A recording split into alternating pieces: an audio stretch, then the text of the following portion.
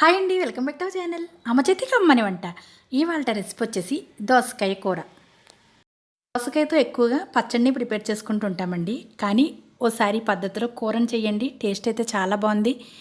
ఈ విధంగా కూరను ప్రిపేర్ చేసుకున్నట్లయితే రైసులోకి కాదండి, పుల్కా చపాతీ వంటి వాటిల్లో కూడా చాలా బాగుంటుంది. ఇంకా ప్రిపేర్ చేసుకోవాలో ఈ వీడియోలో చూసేద్దాం రండి. ముందుగా దోసకాయను పైన ఉండే లేయర్ అంతా తీసేసుకోవాలండి.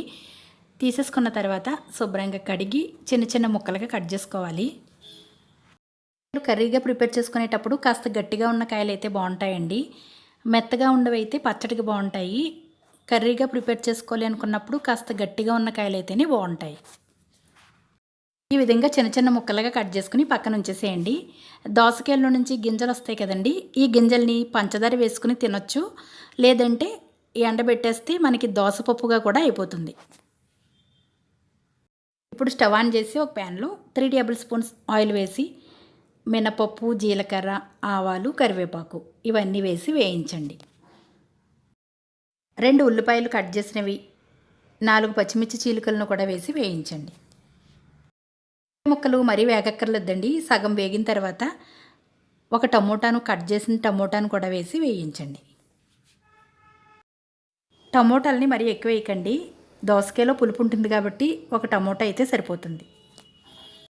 టమోటా ముక్కలు ఈ విధంగా మగ్గిన తర్వాత పసుపు, కారం, ఉప్పు ఇవన్నీ వేసి ఒకసారి బాగా కలిపేసేయండి. ఇప్పుడు కట్ చేసిన దోసకాయ ముక్కల్ని వేసి ఒక 3 నిమిషాల పాటు మగ్గనివ్వండి. దోసకాయ ముక్కలు వేసిన తర్వాత నీళ్లు వేయకుండా మూత పెట్టేసి అలా మగ్గనివ్వండి.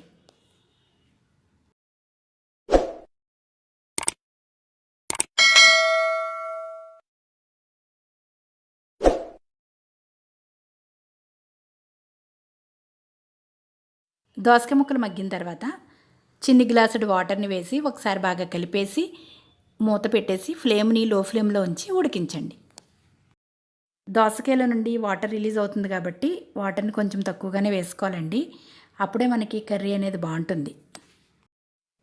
ఉప్పు, కారం ఒకసారి టేస్ట్ చూసి ఏదైనా తక్కువ అనిపిస్తే చూసి వేసుకోండి. కర్రీ కాస్త దగ్గరికి అయిన తర్వాత పైన కాస్త కొత్తిమీర తురుము వేసి స్టవ్ ఆపేసేయండి. ఈ కర్రీలో ఎండు రొయ్యలను కానీ పచ్చి రొయ్యలను కానీ వేసుకోవచ్చండి. వేసుకున్న టేస్ట్ బాగుంటుంది. మామిడికాయ పచ్చి రొయ్యలాగానే ఉంటుందన్నమాట. దోసకాయ పచ్చి రొయ్యలు కూడా పుల్లగా చాలా బాగుంటుంది. వంకాయ కూడా వేసుకోవచ్చు, టేస్ట్ అయితే చాలా బాగుంటుంది అండి. దోసకాయ టమోటా కర్రీ అయితే రెడీ అయిపోయింది. తక్కువ సమయంలో సింపుల్గా ప్రిపేర్ చేసుకునే కూరలండి ఇవి. ఇటువంటి కూరలు రైస్లోకి కాదండి, పుల్కా చపాతీ వంటి వాటిల్లో కూడా చాలా బాగుంటుంది.